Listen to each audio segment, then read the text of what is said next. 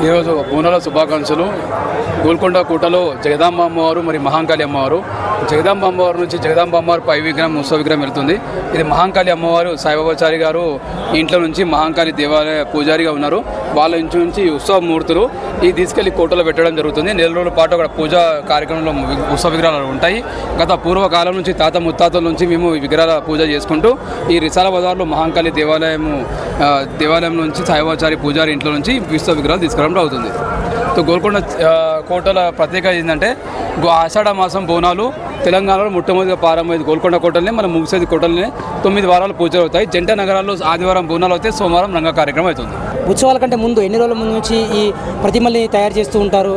ఈ ట్రెడిషన్ ఎప్పటి నుంచి వస్తుంది? ఇది 500 సంవత్సరాల కింద మేము 5th జనరేషన్. నా పేరు గోల్కొండ శ్రీకాంచారి. ఈ విగ్రహాలు వారం కిందనే పంచామృతం పూజ చేయడము, అలాగే అలంకరించడము. మా ఇంటి ఆడపడుచులు, బస్తీ వాసులు, బస్తీ ఇంటి నుంచి ఆడపడుచులు అందరం వచ్చి ఓడి బియ్యాలు పోసి కళ్ళు సాగ పెట్టి ఇక్కడ నుంచి ఈ విగ్రహాలను ఊరేగింపుగా గోల్కొండ పైటకి తీసుకెళ్ళడం వెళ్తుంది. ఈ ఉత్సవ విగ్రహాలు కోట పైన మహాంకాళి దేవాలయంలో మనం ఉత్సవ విగ్రహాలు పెట్టడం జరుగుతుంది.